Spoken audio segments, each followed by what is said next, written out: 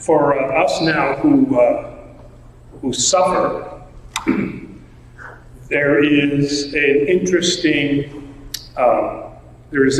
parallel here in the gospel reading that we had for the Sunday of the Paralytic. Some of those themes that I'm going to talk about, you already heard in the children's sermon, but they bear repeating. Because in here we have a story about this gentleman that was lame or crippled, a paralytic.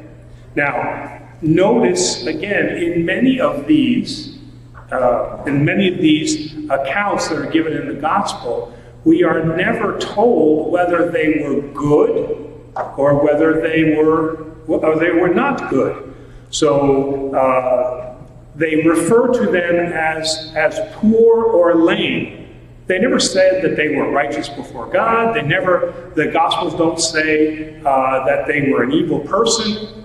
So in this, we have to be very careful that we do not bestow upon these people any type of undue righteousness. So we have no idea about the paralytic and the life that he led, except for in the end, Jesus says to him, after he sees him, he says, "See that you are well, sin no more, that nothing worse befall you."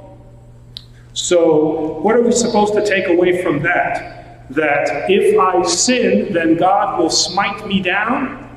No, that is not what we're supposed to be thinking.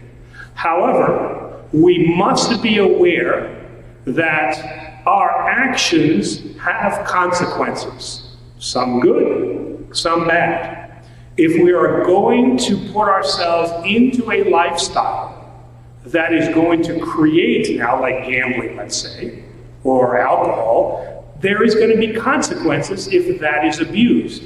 Are either one of those now sinful or bad?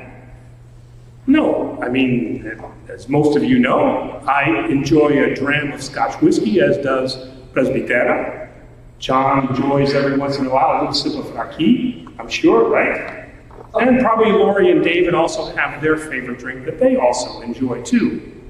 So, but once it becomes now abused, and this could refer to anything, then this is where now we fall into sin. And this now is the lesson that we receive here.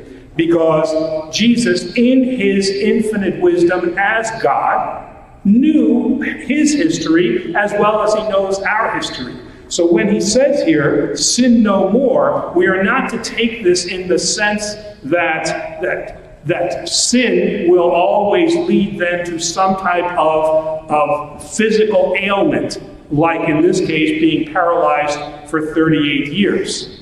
But we do have to recognize that our actions have consequences and that we should be then cautious in terms of what it is that we do. And this is what Jesus is saying when he says, go and sin no more. Any time that we take our eyes off of that which God gives us, then we as Orthodox call that sin. And then one other point that I wanted to make is that, as I mentioned in the children's video, when Jesus comes to him and says, do you want to be healed? Most of us would look at that and say, what kind of silly question is that? You know that I am laying here. You've seen me try to get into the pool, and now you ask me if I want to be healed. You already know my story, and you're going to ask me a silly question like that. So what's the point? Why would Jesus do that?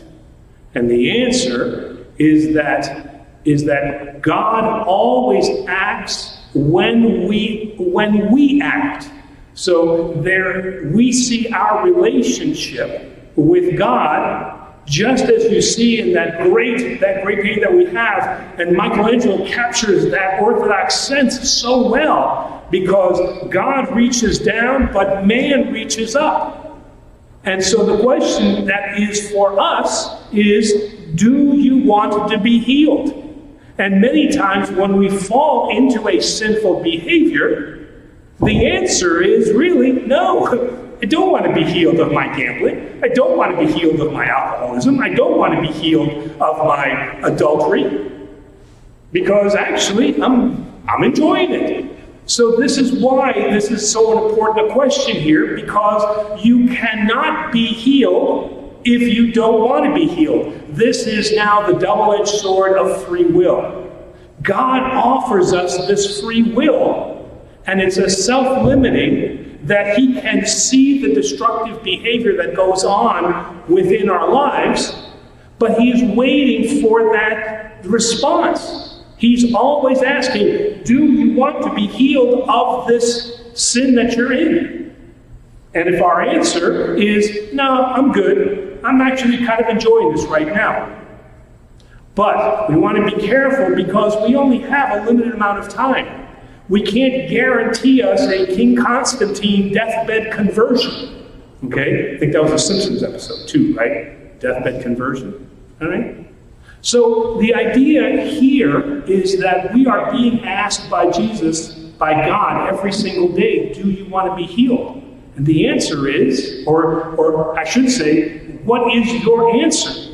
Do you want to be healed? And the story that was related in here is he just told him his life. He didn't say, yes, I want to be healed. He just told him his life. And from that now, Jesus says, rise and walk. And this is then what we need to consider. Are we ready to end our sinful behavior, or are we comfortable with it and we're not quite ready then to be healed? So that's something for us to ponder and then to consider.